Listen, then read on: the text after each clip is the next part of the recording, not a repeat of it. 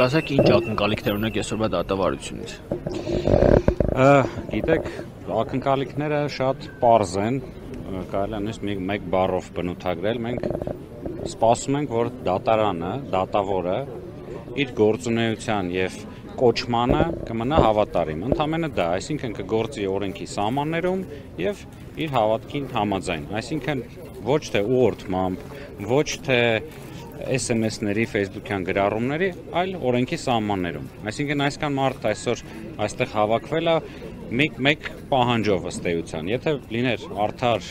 անկաշկանդ, անկախ դատավարություն, կարծում եմ մարդկանց մոտ եւ սպասելիքներն համապատասխան կլինեին, բոլորը կսպասեին դատական ընթացքի ավարտին, սակայն կասկածներ կան, ելնելով նախադեպից, թե ինչի ենք մենք ականատես դառնում այս օրերին, դրա համար այսօր մարդիկ հավաքվել են նաև իր աջակցությունը, իրենց աջակցությունը ձայնը հասանելի դարձնելու։ Կոնկրետ այս գործի շուրջ կարող ենք ասել, մենք եւս ականատես ենք լինում, թե ինչից էր այս ամեն ինչը սկսել, ուր է հասել, տեսնում ենք, որ իշխանությունները փնտրտուքների մեջ են, փորձում են նոր եւ նոր ուրեմն գործեր կարել, նոր եւ նոր շինծու հանգամանքներ հորինել, որպեսզի ապօրինաբար պահել անազատության մեջ Սամվել Կարապետյանին։ Հույս ունեմ, անկեղծ ես հույս ունեմ, որ այսօրվա դատավորը, դատարանը բավարար կամքի ուժ կունենան, որպեսզի դիմադրեն այդ ճնշումներին, իսկ ես վստահ եմ, կարծես թե որ նմանատիպ ճնշումներ կլինեն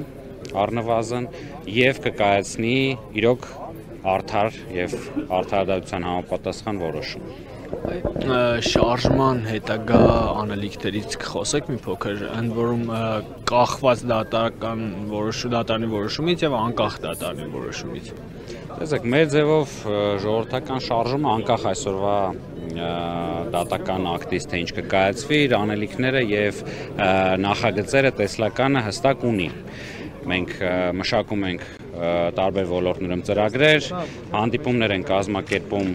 Հայաստանի Հանրապետության տարբեր մարզերում բնակվող բնակիչների հետ, ծանոթանում իրենց խնդիրների հետ եւ լծված ենք դեպի մեր նպատակների իրագործելու։ Ինչպես հայտարարվել էր մոտավորապես տարվա վերջ, մյուս տարվա սկիզբ արդեն կհայտարարվի նաև քաղաքական ուժի պաշտոնական ստեղծման մասին։ Դրա մասին էլ մենք բավականաշատ խոսացել ենք, ներկայացրել ենք, որ կլինի արդեն կուսակցություն, որը կհայտարարի իր ծրագրերը, իր տեսլականը եւ կազդարի իր մասնակցությունը բնականաբար 2021 թվականի ընտրություններին։ Շնորհակալություն։ Ես եմ շնորհակալ։